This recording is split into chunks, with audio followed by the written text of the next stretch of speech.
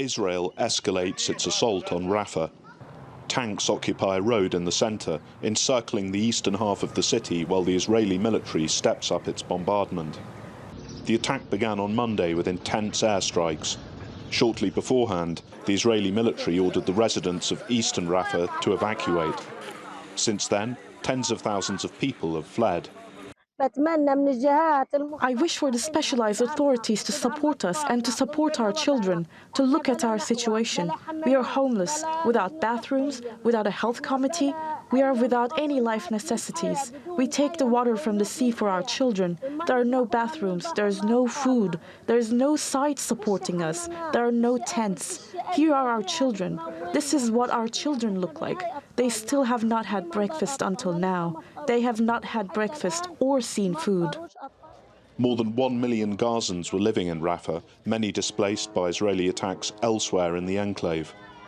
The United States has opposed a move on the city and insisted the Israelis provide a credible humanitarian evacuation plan prior to any offensive.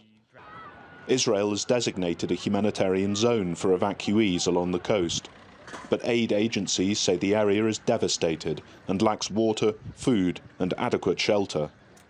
On Tuesday, the Israeli military seized the Gazan side of the Rafah border. Both southern border crossings were closed, greatly restricting the flow of aid. While one of those crossings has been reopened, aid is still unable to pass through. The United Nations says its food stockpiles are on the verge of running out.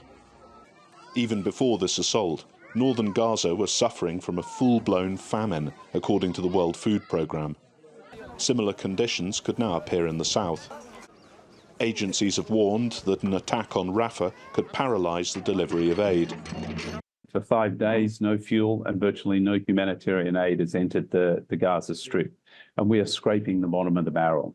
This is already a huge issue for the population and for all humanitarian actors, but in a matter of days, if this is not corrected, the lack of fuel will really grind the whole humanitarian operation to a halt. Without fuel, the maternity wards, for example, in Emirati Hospital cannot function. And this is while approximately 80 babies are born there every day. This could only be the beginning of a more brutal assault on the city.